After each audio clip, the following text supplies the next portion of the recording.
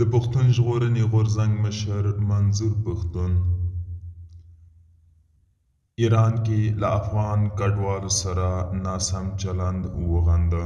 سلام، وخت مو بخیر. پام وکړئ د نن ورځې تازه خبر ته.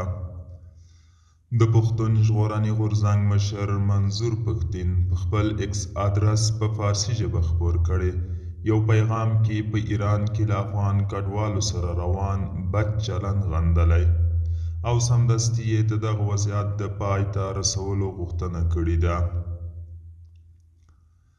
ښاغلي پښتون ویلي د افغان کډوالو ځورول غیر قانوني، د بشري حقوقو نقض او د انساني اصولو خلاف عمل دی. هیله لرو د ایران چارواکي سمدستي دې موضوع ته رسیدګي وکړي او د افغانانو د حقوقو ساتنه وکړي. دوستانو، دا و د نن ورځې چمتو کلی خبر. تر بیا مو په الله سپارم. ښې چارې